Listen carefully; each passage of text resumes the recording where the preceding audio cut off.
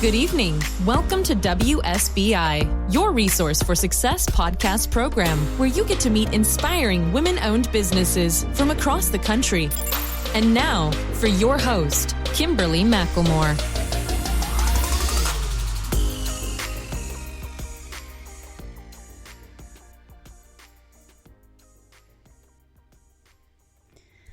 All right, good evening and welcome to WSBI, your Resource for Success podcast program, where you get to meet inspiring entrepreneurs and women-owned businesses from across the country. I am your host, Kimberly McLemore, and welcome to another night of sharing. With us, we have Huang, author and CEO of Echo Wealth Management. Echo is a female Chinese immigrant who moved to America with only $800 in her pocket at the age of 20 and founded Echo Wealth Management as a registered investment advisor in 2015. She is passionate about educating women that financial planning is a viable career path for them, and that increasing the number of female certified financial planner professionals in America will help transform the financial industry and income inequality between men and women. Echo has over 20 years of business experience in a very male-dominant industry. She first worked for KPMG in Minneapolis for almost 4 years as a senior tax specialist. It was there that she began to gain valuable experience in personal financial planning for corporate executives, especially honing a knack for incorporating stock options, strategies, and tax planning in individualized financial plans. So without further ado, please help me welcome to my platform, Echo Huang. Hey, Echo, how are you? Hi, I'm doing very well, Kimberly. I'm very excited to be on your show. Well, I am absolutely excited to hear from you and have you on. I'm glad that you had time. I'm sure you're busy. And, we've been talking in the background. Most people don't know, I really always enjoy having great conversations before my guests come on board. And I am so looking forward to hearing more about your story and you sharing everything about you with our listeners this evening. But before we dive into all the great questions, please just tell the listeners a little bit more about who Echo is as a person, not as a business person. I am a mother with a daughter who is 15 years old, and we live in Plymouth, Minnesota, so about 15 miles west of Minneapolis, Minnesota. And I came from China when I was 20, and I studied finance and accounting. In addition to running a business, Echo Wealth Management, I enjoyed ballroom dancing, travel, playing piano, yoga, and cooking healthy food at home, and of course, great conversation with friends. Well, you have done quite a bit there. So, I appreciate that. Y'all definitely all your background and about your family and everything. So let's now dive into Echo. So, you have an amazing story about, coming here to America with $800 in your pocket. Tell me a little bit about that experience at the age of 20.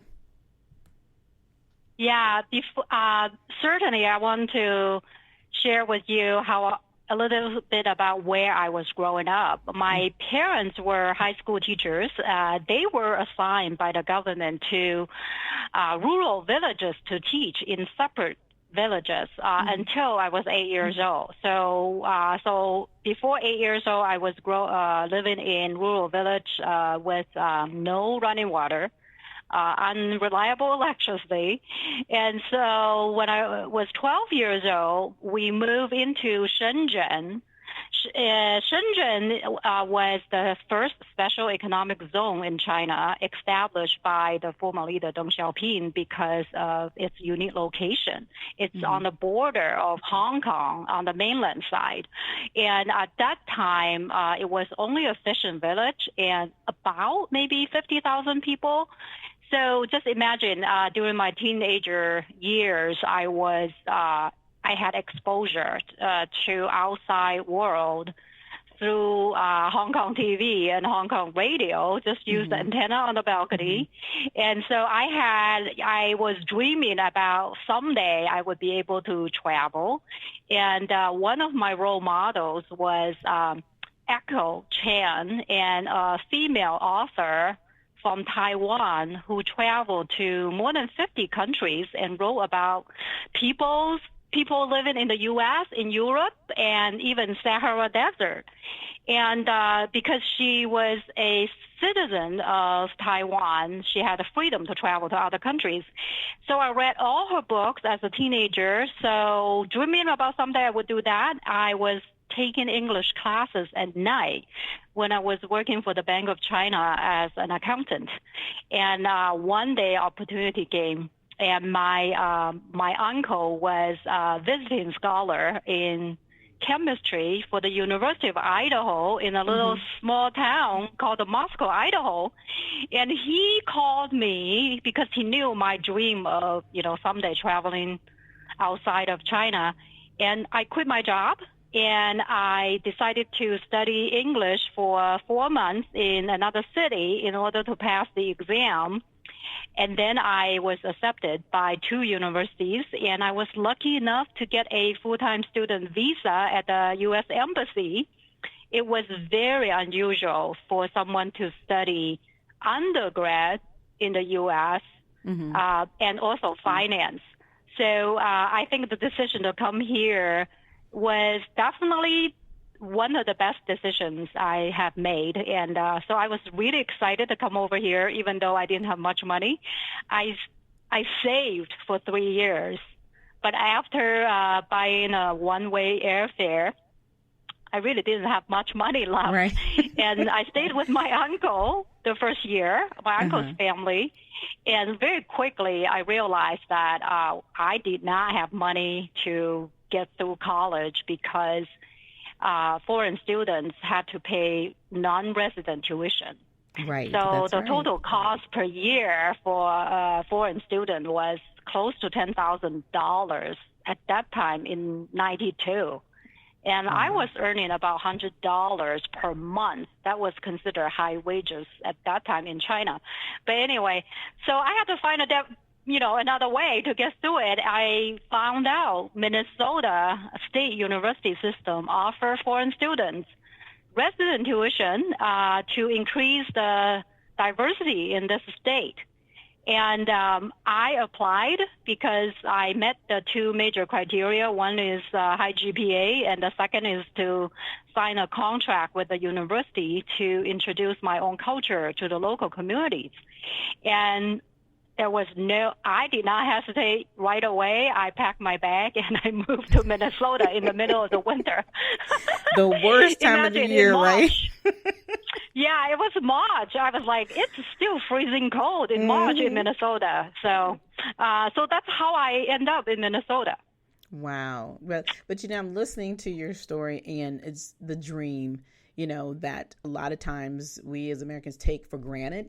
And then here, as you as a Chinese immigrant, this is your dream, that you wanted to have the opportunity to do something better for yourself and to have the life that you wanted to live.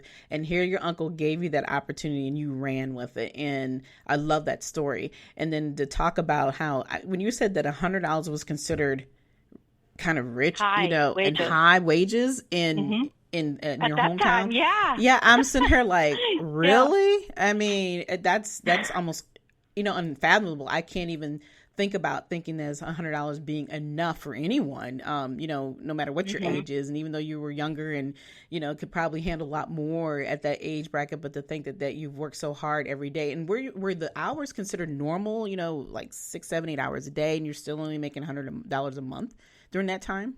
Yeah.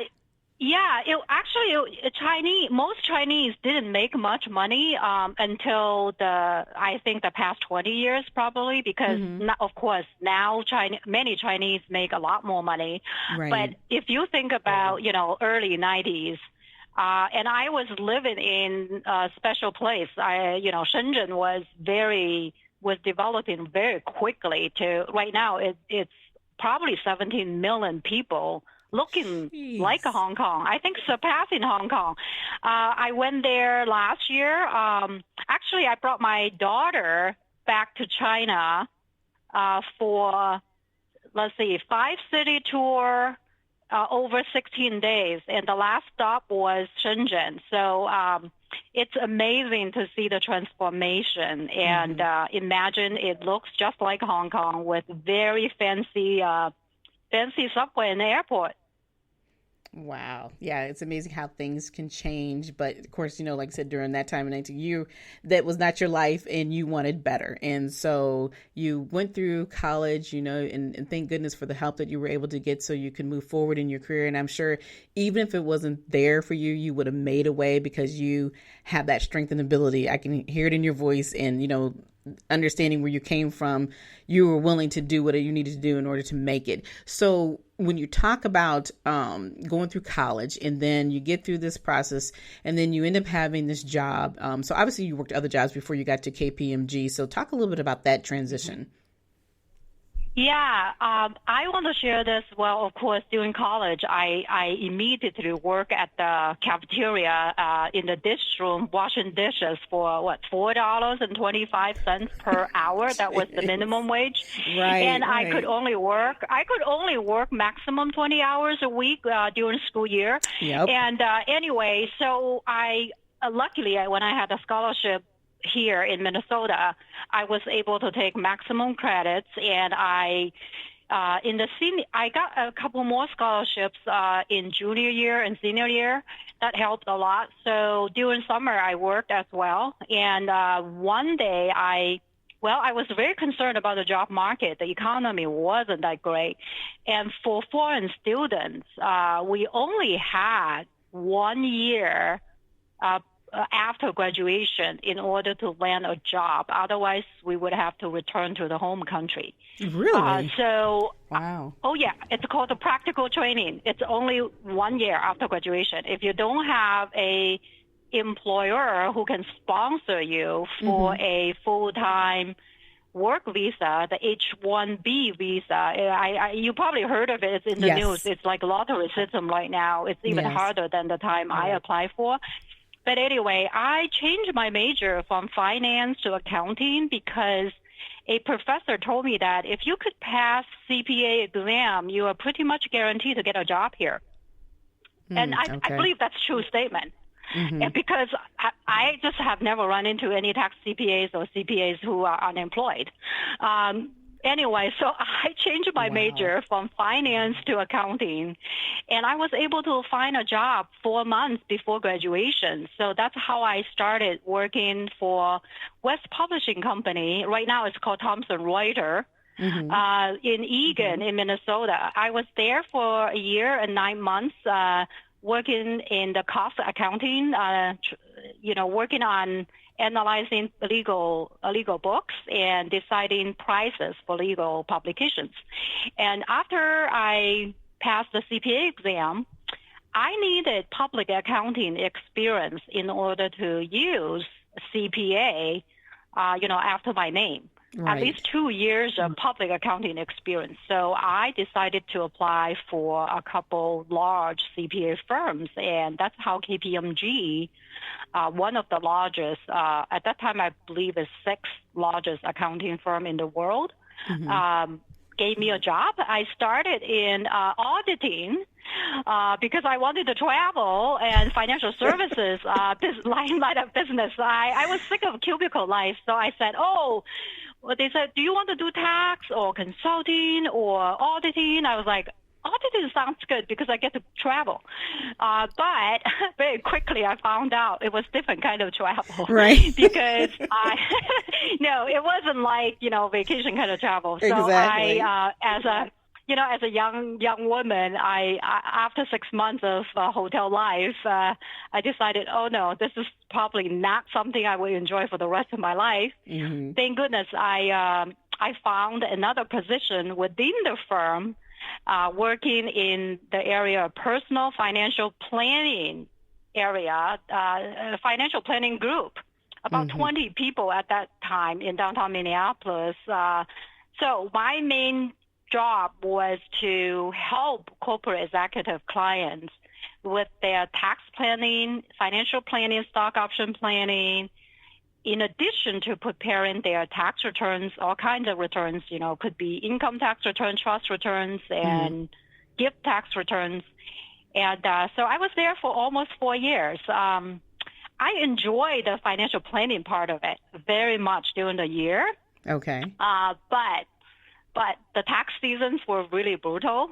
Oh, yeah. For me, I just felt, Oh, I just didn't enjoy the part of the compliance work of doing tax returns all the time for several months.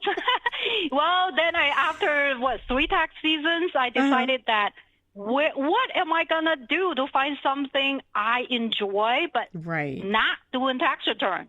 And a recruiter told me about another opportunity for a big firm in downtown Minneapolis. So I made a really critical change from a very secure job with one of the largest CPA firms in the world to be a financial advisor, high risk and high reward occupation in 2000. And talking about the timing, if you remember, that was the stock market. The stock market started declining. Oh, yes. Remember, we had the best stock market in the 90s, and stock prices just went up and never came down. Yep. Well, after I changed my job, it started to come down. 3 years. And so I had to, I think I was really facing biggest obstacle because number one, I was only 29 years old. I was young woman, a new immigrant, and I was still pretty conscious about my accent, my Chinese accent. And then, and obviously I didn't have wealthy friends or family members, in financial services industry. They first say, oh, who do you know? You can introduce and you get, open accounts and manage money. Right. But I think, so I had to learn very quickly when market was tanking, how do I help these clients? Well, first I need to gain trust in order to have clients. And then the second thing is once I have clients, how do I help them make the best decisions they can so that they do not sell the stock portfolio after market already have crashed. Right. And it was, so I had to learn something really quickly. I don't think I learned that in public accounting or in college. I read a lot more books about behavioral finance. In terms of how people make financial decisions. A lot of it is emotional decisions. We have biases. And, people tend to make emotional decisions, and most likely they are the wrong ones, obviously, when you're fearful, right, or greedy. Right. So, more the greed than anything else, right? I think the first 3 years of my career, I think several things I have learned that serve me well in the future. First was it's so important to study and respect education to be very competent. So that's one thing I did really well. I decided to pass the certified financial planner exam, and I passed it right before my 30th birthday. Wow, so I was really happy about that because that's just one thing I can prove. I look young, but I have actually credentials and I have all these tax planning experiences and I for large firms, so that helped a little bit at the beginning. Another thing I learned quickly was people must understand their own personal cash flow. Because of my accounting training, when I did auditing, I looked at companies' cash flow and make sure, their financial statements are, accurate and, can advise the companies how to run a company, right? So individual financial planning, in a way, it's very similar. That's because if you don't even understand your own personal cash flow, like in where the money is coming from, where you're spending your money, it's very difficult to plan for the long term. So I focus on helping those clients and just have a create a financial plan to address short-term, intermediate term, and long-term goals. And the plan is cash flow based, so that they can actually see multi-year cash flow projection. So once they understand where the money is coming from, it's much easier to say, remember that 401k and IRA money is not really for the next 5 years. It's for a decade or multiple decades before you even need to touch it. If you don't need to touch it, why does it matter you need to sell and make it liquid. Now you can access it, right? Because people have that tendency of, I can't afford losing more, so I have to convert it to cash. Many times that's exactly the wrong thing to do. So I help them plan for emergency fund. So anyway, quite a few lessons I've learned. And also I decided to charge a fee to offer the financial planning services versus purely, the product sales. I think today it's more common. It's more common for financial advisors to say, we get paid by fee versus commission. But I think, in 2000, most of the financial advisors get paid by commission. And so I have decided to really focus on asking clients to do financial plans first, and they pay me the fee to truly understand how they can improve the retirement planning, tax planning, diversification, of course, insurance review, estate planning, or college funding, or charitable giving. So all these areas, I can show them the gaps and what they can do better by charging a fee up front. And then on the investment side, it's just based on like a 1% based on the balance that I get paid. So I can grow the asset and I get paid more, right? So I think what I learned during the market downturn, that was right at the beginning of my career. So now I can tell the story because I have survived. And it's, know how that goes, because there are not that many women who choose this path, because there is only 23% of certified financial planners are women. Right. And that was the data 20 years ago. It's still the same today. So, so I was, and then in 2003, I decided to start my own business with LPL Financial. And so that was the first business I started, and I was a solo practitioner, and I gathered probably about $20 million in about 3 years. And then after my daughter was born, I merged my practice with another small firm, also in the Twin Cities, as a partner of that small firm. So I was there for almost a decade. And then 5.5 years ago, I decided to leave that firm and start Echo Wealth Management all by myself. Wow. And so today, my team and I manage more than $120 million for about 80 clients across the country, and we also have several clients overseas. Wow. Okay. You have just given us a ton of great information. I just want to ask you a couple questions, though. That's when I was listening to you talk about your story here, that when those first few years that you were learning about this during that downturn time, did you utilize the tools and resources that you learned for yourself, being able to build your wealth and understanding this is how you do it before you could utilize it on anybody else? At the beginning, I really didn't have much experience managing my own wealth because I didn't have much. But it's so important for me because I have learned a lot from reading books and, of course, the CFP training and, passing that exam. Right. And also by going to conferences. And I also have a study group. It's like the mastermind that I belong to. We call ourselves Goddesses of Financial Planning. So all women financial planners who are business owners. We have a breakfast every month to talk for 2 hours to talk about all kinds of, practice challenges and share tips. And so I think where I, for myself, of course, I have planned my own journey as well, even with very little money to start, right? Got to start somewhere. Right. So it's really important for me to tell that story because when I decided to write a book a couple years ago, I had an idea of writing a book. It was how do I share my personal journey from a very humble beginning and coming to the U.S., I had to learn a brand new financial system.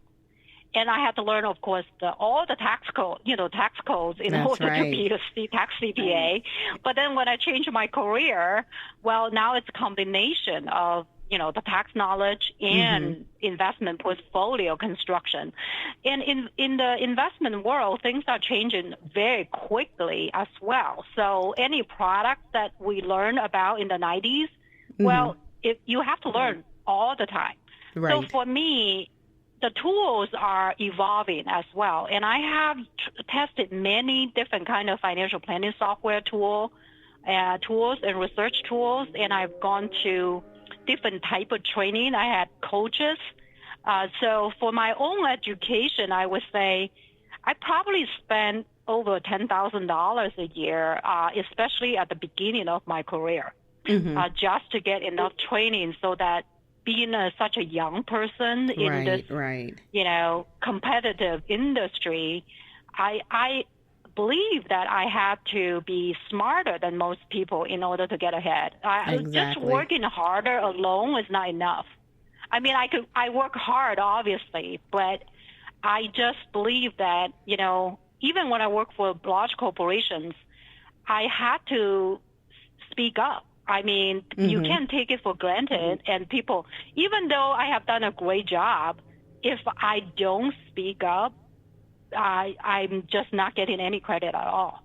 So I feel that, of course, later, now I'm my own boss right now. So I can, as I reflect, I would say, yes, this industry is tough, and I am on a mission to try to get more financial advisors. I mean, increase diversity, right? Women, minorities, to get into the industry, because we simply don't have enough people doing this kind of job. So in terms of tools, I just keep learning all the time right now. It doesn't stop right now after I have all three designations, like CPA, CFP, and then several years ago, I got the hardest one. That's CFA, Chartered Financial Analyst. That is the globally recognized designation. So if I want to work in any countries, I can use that one. Wow. Well, I guess I want to ask this question. Why do you think that there are not as many women who take this career path?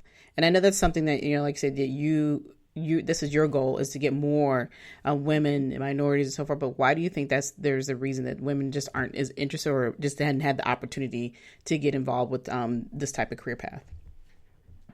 There are several reasons. I believe the first reason is they don't see enough role models.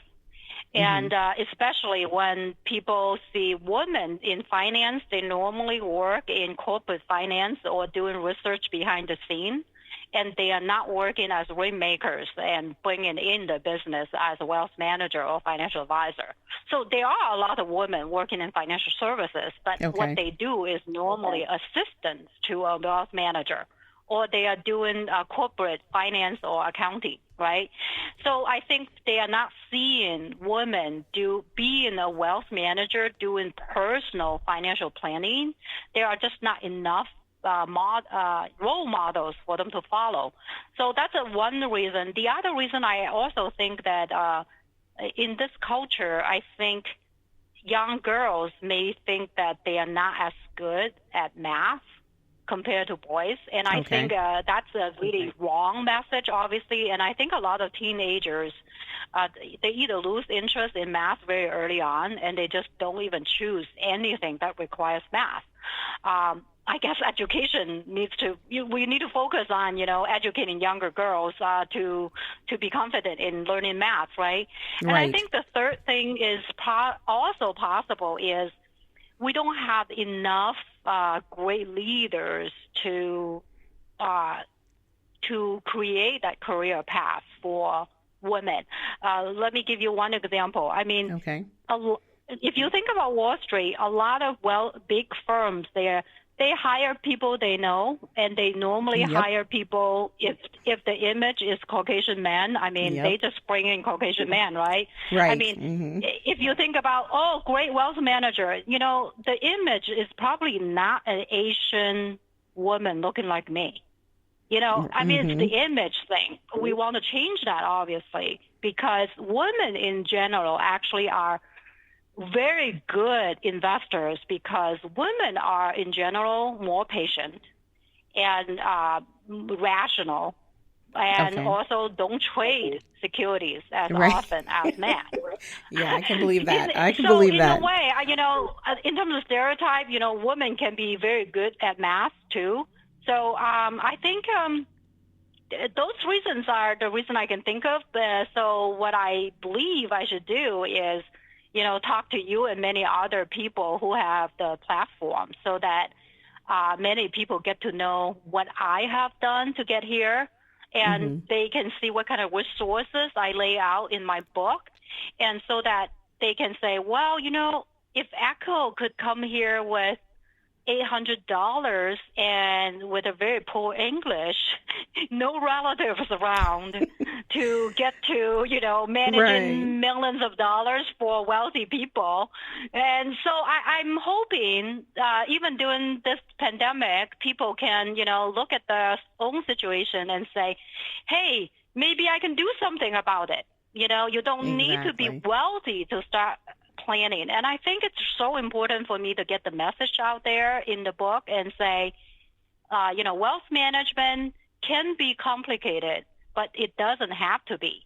If you Right. understand the financial planning process and you choose a trusted financial advisor who can help you create a dream team, like the dream team that can include estate attorney, tax CPA, insurance agent, maybe a mortgage consultant, and if you're a business owner, you probably really need a good bookkeeper and a good Right. banker.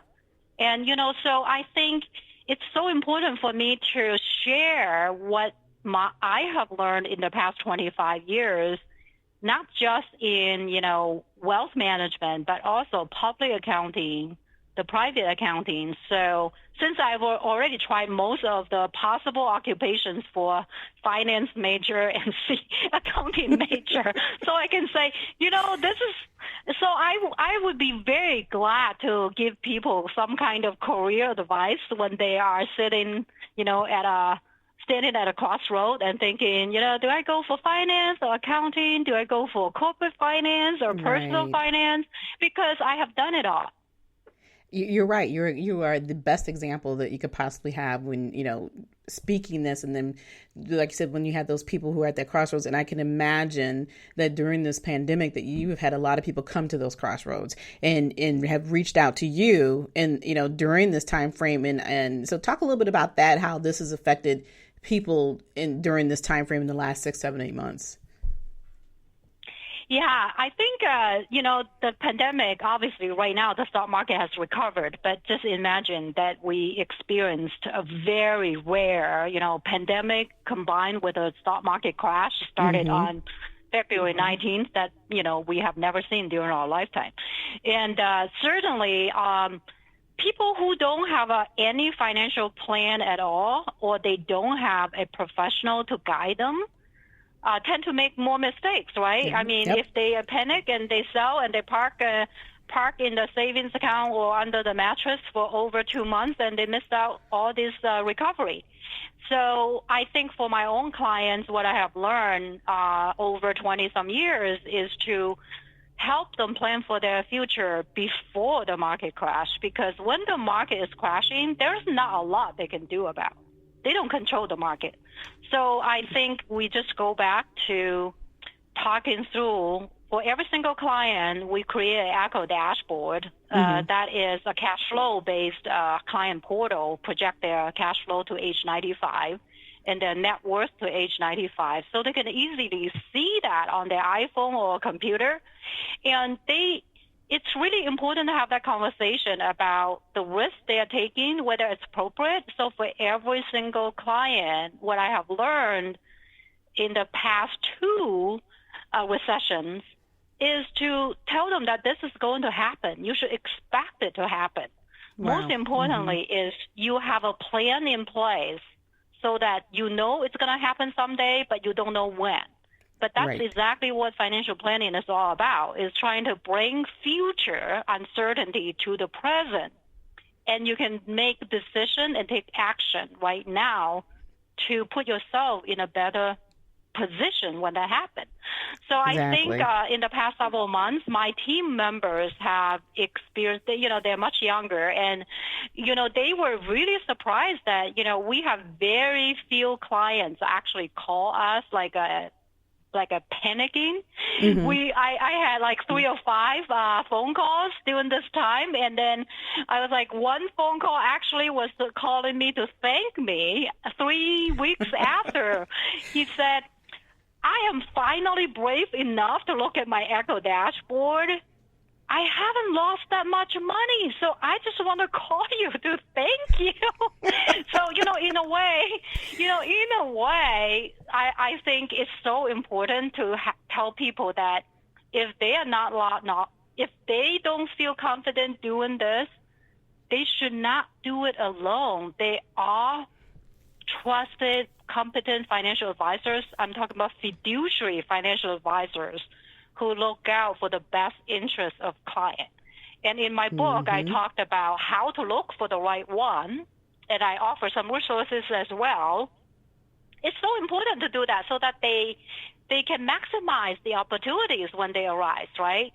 So I would say what I have learned, this is my 3rd recession, right, during my career in the past 20 years. And I believe that I have been able to handle this much better than the first one and the second one.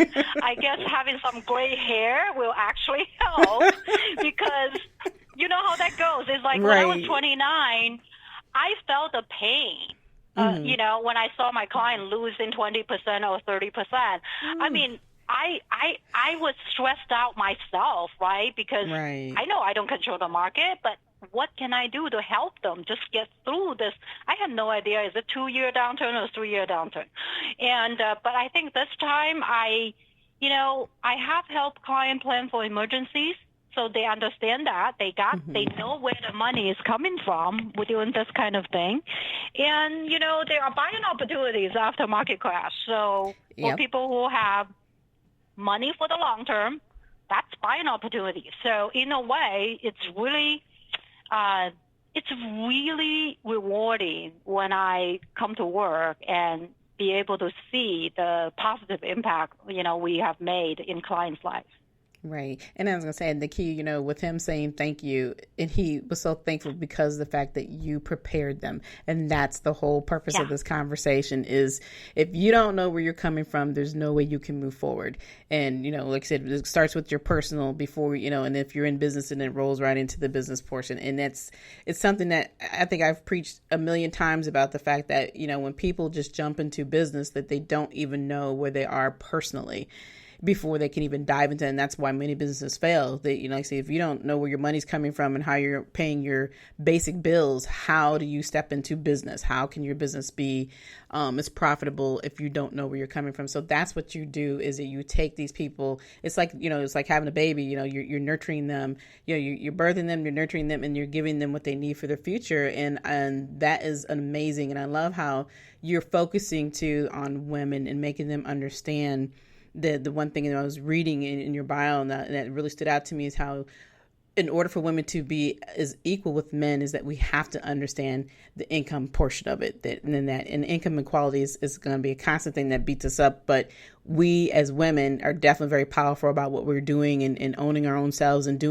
running our own businesses. But if you understand that financial planning side of it, I think is definitely a better path, even if you're not in the career, but just for your own personal self and for your business in order to excel in a way that it needs to excel. So, listening to you, I love the excitement in your voice. And I'm just like, wow, I'm just going to let her talk because I know she's got a lot to share. And that's the beauty about this show is that sharing the resources, the information, that is what I'm about, is giving people that opportunity to truly listen and understand that, we're having a great conversation and this is somewhat entertainment for people, but when you can really truly gain something out of it, that's the key. And what you're talking about is so profound for today. that there are still many people out there who don't have a clue what it means to be financially wealthy in a way where you're truly planning and preparing for that future. It's amazing how people don't know what it means to really retire, understand how to use a 401k, or know what an IRA is, or know what stocks are, and you don't have to know all the answers. You just have to have the right person to deal with. And that's a person like you. So, it's just been great. Thank you. Yeah, like I said, that's why I say, when I decided to write this book, of course, it's a very big task, and I have three purposes. Mm-hmm. First one is to educate and inspire more people to start planning now, right, to own their future. The second is to reveal how wealth management is done by a fiduciary financial advisor, so that readers can decide how to choose the right financial planner or advisor to partner with. Mm-hmm. The third is to encourage more women to choose this profession to address women's unique challenges.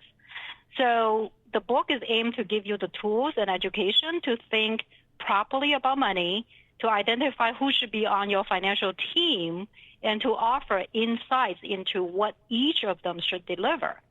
So that's really important for me to get the message out there, because I'm sure people may probably enjoy my personal journey. The first two chapters is about my own journey. Mm-hmm. Because then people understand what I have gone through, right? Because I want to give people hope, especially during recession and pandemic. So it's important for them to know where I came from, what challenges I had to overcome. Of course, I made plenty of mistakes, even financial mistakes myself. That's how I learn, right? Yep. And then the rest of the book is really giving people ideas how a certified financial planner professional would help them in retirement planning, investment management, insurance. I even have one chapter just about long-term care insurance. And there are tax saving strategies. And there is one chapter about overcoming biases. Remember I told you about the emotional biases and cognitive biases? There's one chapter so people can learn about their own biases and try to overcome. And there's one chapter about charitable giving. When people achieve their goals, they want to contribute and help more people, and there are strategies to do it better and more tax efficient. So that's why when I get excited at talking about my book, it's really important for me to let people know you don't have to do it alone. You can start right now, even something simple like reading a book. You can get a Kindle version for $10 and just read it, and then or read my blog and maybe just read it, every 2 weeks or something. And you can certainly learn something, and then don't hesitate to ask questions and maybe just connect with some people online as well. Even if you have financial advisors, you may learn some new ideas. I was just going to say that. With your own financial advisor. Mm-hmm. Yeah, that's what I heard from other people. After they read my book, they were like, Echo, I didn't know I could do this for my grandkid, setting up a 529 plan in Minnesota, and actually can deduct it on my Minnesota income tax return. I was like, yes, you can. Right. So, sometimes people they don't think about it. Exactly. And I was going to say, too, real quickly, for those who don't know the name of the book, it's Own Your Future, One Woman's Story of Immigration and Financial Freedom. And it speaks, like she said, frequently to teach people how to build their financial competence so they can achieve their dreams. So, again, it's Own Your Own Future. And Echo, where can you get the book at? You can get it on Amazon for sure, and I would like your listeners to visit my website. That is ownyourfuture.guru. Guru is Guru. So ownyourfuture.guru, because I want to be a financial guru for many people as possible. And from there, you can connect with me on multiple social media. I am quite active on LinkedIn. And, of course, on Instagram and Facebook and Twitter. So connect with me and let me know where you have heard me.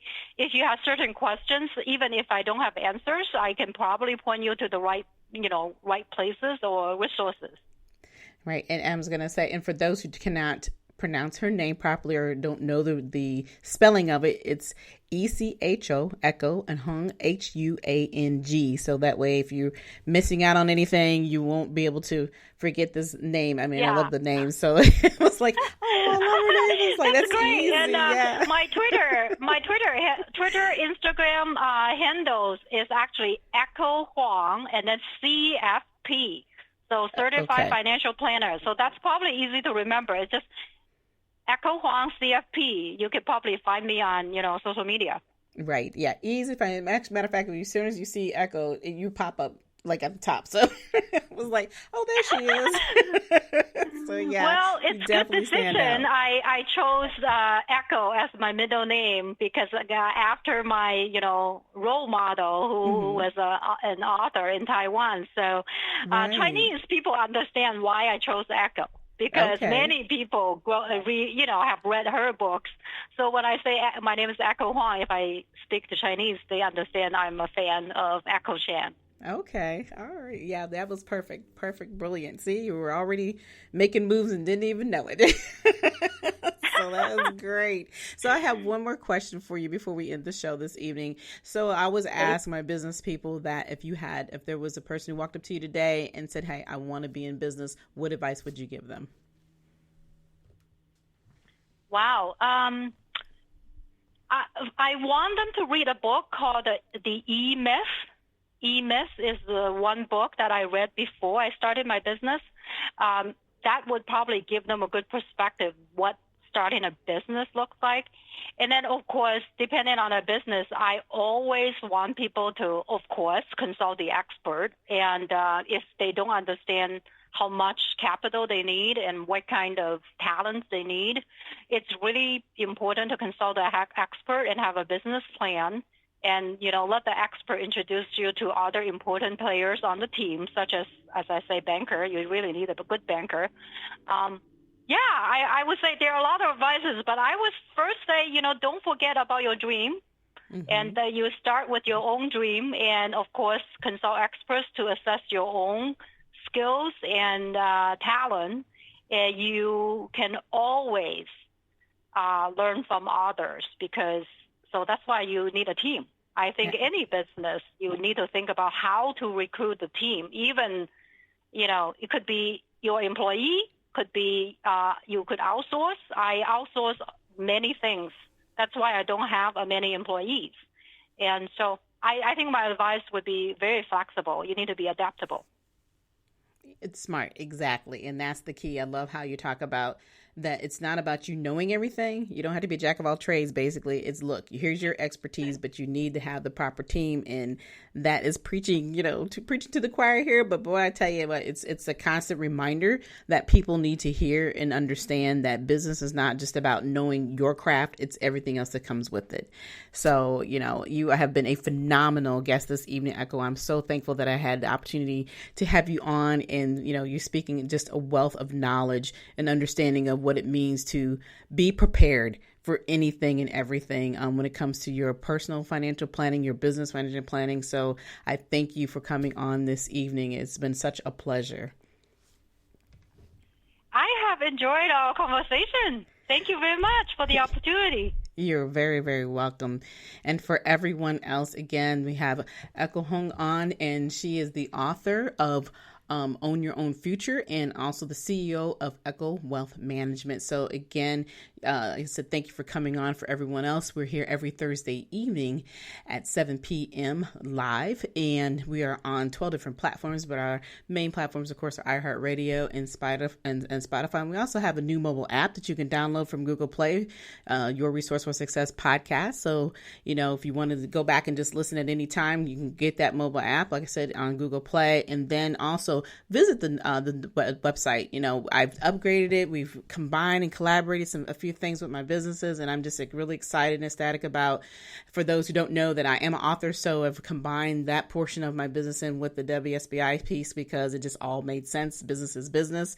So go to www.wsbillc.com. Be looking forward to here in the near future. We have some new master classes coming out, and I have a few other things coming out that you can find and learn if you go directly to the website. But again, I appreciate you all listening in this evening. We have definitely gone way over our time, but this has been well worth it. But we're here every Thursday evening at 7 p.m. So have a good night, and we'll see you next week. Good night, everyone. We will be back next Thursday evening at 7 p.m.